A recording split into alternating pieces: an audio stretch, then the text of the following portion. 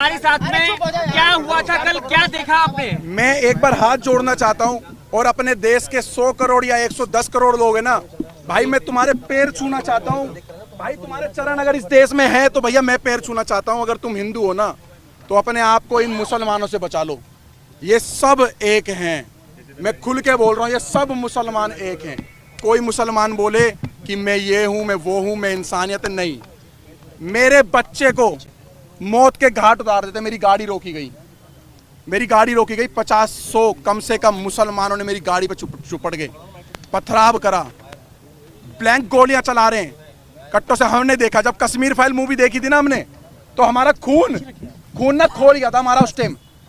लेकिन जब हमारे ऊपर भी थी ना, तो मुझे पता है मैंने उस नन्हे से 1.5 साल के बच्चे को कैसे बचाया है।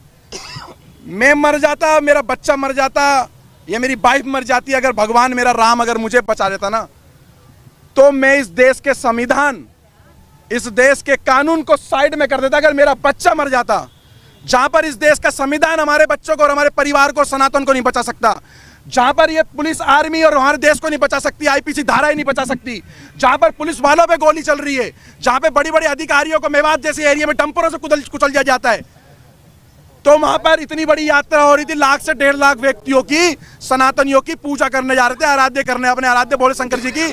तो वहां पर आर्मी कहां गई, आपकी पुलिस प्रोटेक्शन कहां गई? 500 पुलिस वालों से 1.5 लाख बंदों की सुरक्षा आप करवा रहे थे। 2 से 3 दिन पहले से उन्होंने चैलेंज कर रखा था, बरगली चौक पे जो आएगा मौत के घाट उतारेंगे। ऐसी वीडियो। बताइए, जो पत्थरबाज थे वो पसबंदा थे या अशरफ थे? वो सारे मुसलमान थे। आप पसबंदा असबंदा नहीं होता जी भाई साहब। कब तब आप राजनीति करोगे? गुजर, जाट, बावन, दलितों को वहां पर ऐसा दौड़ा करके मारा जा रहा था। औरतों का मांग का संदूर देख करके पत्थर मारा जा रहा था औरतों के मुंह पे। हाथ पे कलावा देख के, हाथ पे तरसूल देख करके हाथ काटे जा रहे थे वहां पर।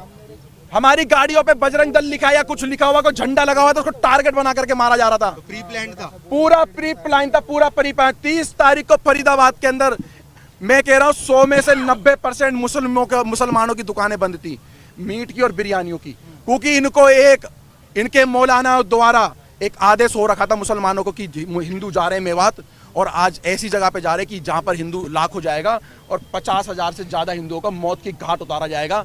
मैं आपको सच बता रहा हूं, मैं कोई आपको झूठ नहीं बता रहा।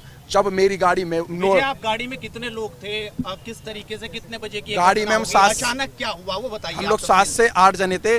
जैसे ही हम लोग बरगली चौक वाले रोड पे जैसे ही हम लोग आगे की तरफ बढ़ते हैं, तो हमें दिखता है कि कुछ लोग बाइक के पास खड़े हैं, 6-7 बंदे बाइक ठीक कर रहे हैं। हमें थोड़ा सा शंका हुई कि 6-7 बंदे बाइक ठीक कर रहे हैं। आगे एक ऑटो, कम से कम 10-15 बंदे ऑटो ठीक करने में लग रहे हैं। एक ट्रक, एक डंपर के आगे उन्होंने बाइक को लिटा रखा और ट्रक वाले की गर्वान पकड़ रखी है। सब एक प्री प्लान था कि एक हवा बना रहा था कि भाई लगे किसी को कि हम लोग ये हादसे में खड़े हुए, लेकिन वो हादसे में नहीं थे।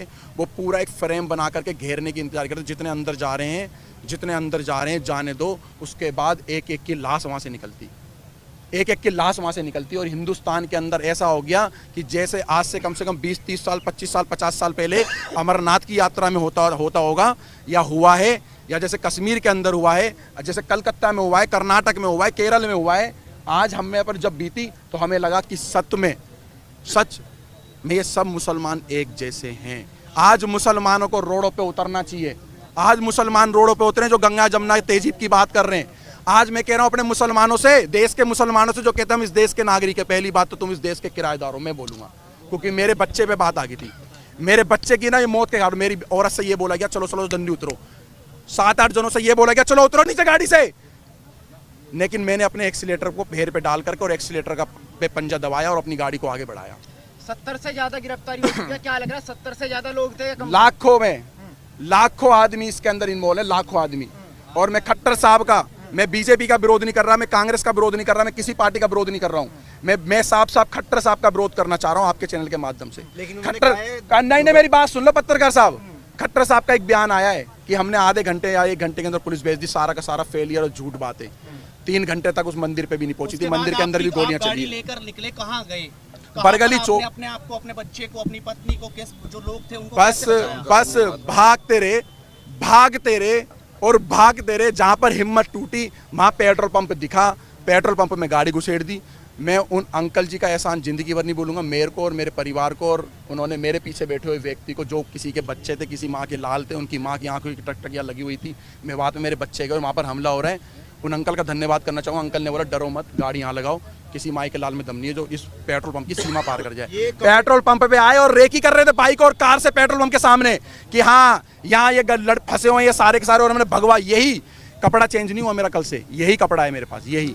इसको देख के टारगेट कर रहे थे कि अगर वो सारे का 200-250 की संख्या में आ जाते तो हमें पेट्रोल पंप पे ही मार देते, तो पेट्रोल पंप पे भी आग लगा देते। वो इस चीज को अंजाम देने वाले थे। पत्थर फेंकने वालों में महिलाएं भी शामिल थी क्या? पत्थर फेंकने वालों में महिलाओं का मेरे को नहीं पता, मैं झूठ बिल्कुल नहीं बोलूंगा।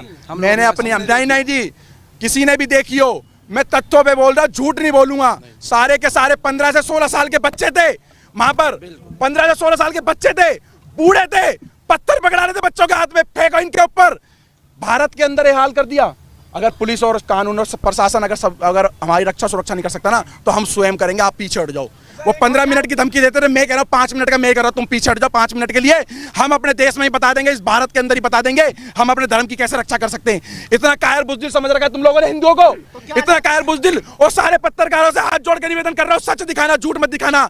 ये दलाल पत्रकार, सोशल मीडिया के बड़े बड़े चैनल वाले ये बता रहे कि हमारे से क्या सुनी हो गई। हमारी सारी पद यात्रा गाड़ियों पे थी, और गाड़ियों पे 50 और 60 गाड़ी स्पीड, 50 और 60 की स्पीड में गाड़ियां चल रही है रोडों पे, हाईवे पर। भाई साहब 50-60 की स्पीड में क्या सुनी हो रही है? अरे नलाई को पढ़ाई भी करिए किसी स्कूल में, केजी, एलकेजी, यूकेजी, पहली, दूसरी, 10वीं, 12वीं, बीए कुछ कर रखी है। अनपढ़ो, इस देश के लोगों को बेवकूफ बना रहे हो तुम लोग। क्या सुनी हो रही है? पथराव कर रहे, गोलियां चला रहे, पुलिस पे गोलियां चला रहे, पुलिस को दंगा करके मारे, पुलिस की गाड़ियां चला रहे, थानों में आग लगा दिए। जहां पर पुलिस प्रशासन सेफ नहीं है, तो वहां पर पहले से हमें बताओ कि हम देश के कानून आपकी रक्षा नहीं कर सकते। गोली भी चली, मेरी गाड़ी पे गोली नहीं चली, मेरी गाड़ी के सामने से बिल्कुल गोली गई है, हवा में गोली फायर करी उन्होंने कट्टों से, और ऐसे ऐसे वेपन उनके हाथ में थे जो दिल्ली पुलिस के भी हाथ में ऐसे हथियार नहीं थे, आर्मी वालों के पास भी नहीं होंगे। मैं कहा दिल्ली पुलिस, हरियाणा पुलिस के हाथ में ऐसे हथियार नहीं थे, इतने बड़े सारे के सारे में बात वायलेंस हुई है, ये पूरी फंडित थी, ये 4 पूरी की पूरी, ये पूरे के पूरे प्री प्लान के हिसाब से, फ्रेम के हिसाब से। और मैं अभी भी कहना चाहता हूं, अगर तुम्हारे अगल बगल में कोई मुसलमान किराए पे रहता है, कोई भी है, पूरा बाइकआउट करो, बहिष्कार करो, उनसे किराए पे कमरा खाली करवाओ, क्योंकि सब के सब एक हैं। अब क्या मांग है? उनकी मंशा क्या थी?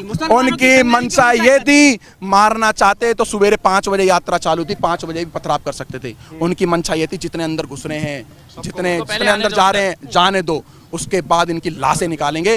भारत के अंदर हिंदुओं पे हमला इस तरीके का हुआ, अगर तुम आप भी चुप रहे ना, तो फिर तुम अपने क्या गुनाह? हिंदुओं का गुनाह, हिंदुओं गुना, हिंदुओं गुना, क्या गुना करा भाई हमने? आराध्य, हाँ 47 वाला झंडा, 47 गुना कोई नहीं था भाई साहब। गुना ये था कि हम लोग प्रशासन के भरोसे पे रह गए। अगर प्रशासन हमें पहले बोलता हम तुम्हारी सुरक्षा नहीं कर सकते, तो हम अपनी सुरक्षा स्वयं करते, और कैसे भी करना। हाँ, गजवाए हिंद की ये स्टार्टिंग है इनकी, ये गजवाए हिंद करने की, एक इन्होंने डर का मॉल बनाने की सोचा कि हम देश के अंदर एक मॉल ऐसा क्रिएट करें कि डर का और भय का मॉल। कोई भी मुसलमान से डरने की जरूरत नहीं है। मैं विजय हिंदू ऐलान कर रहा हूँ, किसी भी मुसलमान से इस भारत के अंदर डरने की जरूरत नहीं है। किसी भी मुसलमान से, आपके बगल में 100 मुसलमान रहते हो, लाख मुसलमान रहते हो, डट के ही लड़ना है। जैसे हमारे भाई, हमारे बड़े पूर्वज भगत सिंह भाई भी लड़े थे, महाराणा प्रताप और पृथ्वीराज चौहान भी लड़े थे, उनके वंशीज हो भाई, उनके वंशीज हो भाई। मैं एक बात और बताइए, क्या लग रहा है सरकार से कार्रवाई की उम्मीद दिखाई दे रही है? क्योंकि मानव अधिकार की बात आ जाएगी, सुप्रीम कोर्ट आ जाएगा। मेरी बात सुनो, उनके हत्यारों को अभी तक जो है सजा, हाथ जोड़ के विनती है, मैं सारे अपने नालायक देश के सुप्रीम कोर्ट के जजों से बोलना चाहता हूँ, सारे देश के IAS IPS कमिश्नर DCP साहब से बोलना चाहता हूँ, अगर मेरा 1.5 साल का बच्चा मर जाता तो कौन सा जज मेरे बच्चे को लाके देता? आओ बताओ मेरे को, विजय हिंदू को बताओ, कौन सा जज आता मेरे बच्चों को मेरे को लौटाता? 1.5 साल के बच्चे को मौत के घाट उतार देते, तो मैं भी प्रशासन और संविधान को साइड में करके और चाहे मेरी जान चले जाती, मेरे बच्चे पे पथराव कर रहे थे ये लोग। जो महिलाएं फंसी हुई थी उनकी जांच, महिलाओं पे गोली चलाई गई है, महिलाओं पे डंडे मारे गए, पत्थर मारे गए, महिलाओं के मुंह पे पत्थर मारे गए। मेरे पे नहीं, इस बात नहीं है, यह मेवात जैसी घटना के बाद नहीं है, मेवात जैसी घटना के बाद नहीं है। देखिए भाई साहब, देखिए सारे सवाल मैं आपको बता देता हूँ, शुरुआत कहाँ से हुई है। के हम पीछे? फरीदाबाद से जब निकले हैं अपने वाहन से, इनकी गाड़ी हमारे से आधा घंटा लगभग पीछे थी, आधे से पौन घंटा, किलोमीटर के हिसाब से नहीं बता सकता, मगर जिस समय हम लोग वहां से जा रहे थे, रास्ते में हमारी गाड़ी के पीछे 2-3 बाइक वाले लगातार चल रहे थे, जो फरीदाबाद से नूह और मेवात तक थे। हमें शक तो हो रहा था कि शायद हमारा पीछा करा जा रहा है, हमारी रेकी हो रही है। हमारी किसी भी टीम के पास किसी तरीके का कोई भी ऐसा सामान और ऐसी चीजें नहीं थी। अगर होती तो हमारे पास महिलाओं और बच्चों को हम नहीं लेके जाते। केवल शोभा यात्रा थी, जो पिछले कई वर्षों से वहां पर शोभा यात्रा चलाई जा रही है, और शोभा यात्रा में जल चढ़ाया जाता है, पूजा पाठ करी जाती है, और उसके बाद उन मंदिरों से अपने अपने स्थान वापस जाया जाता है। मगर वहां पर जिस तरीके से भीड़ थी, सबके कानों में छोटे वाले वो ईयरबड लगे थे। हमारी बाइकों के साथ भी जब हमारी बाइकें रुकी है, कुछ काफिले में 4-5 गाड़ियां रुकी है, हमारी गाड़ियों के साथ एक बाइक वाला रुक के गया है, जिसने ये बताया है, वहां पर सबने देखा है कि कुछ लोग यहाँ भी रुक गए हैं, भेजो। जब हमारे को बोला गया कि ना तो आप यहाँ से निकल जाओ, पीछे पत्थरबाजी हो चुकी है, और मेरे पास एक वीडियो भी है, जब हम लोग वहां से निकले हैं, मैं अभी वो क्लिप नहीं दिखा पा रहा मोबाइल में, उस वीडियो में उस व्यक्ति ने साफ बताया कि सर यहाँ से आप चले जाओ, वहां पर प्लान बन चुका है कि कुछ लोग आगे फंसे हुए हैं, वो आ रहे हैं। और वो व्यक्ति ने खुल के बताया, मगर मेरी बाइक का नंबर मत दिखाओ। दूसरी बात यह है, हमारे आसपास से पत्थरबाजी हुई है, वहां पर बुजुर्गों ने चलाए हैं, महिलाओं ने चलाए हैं।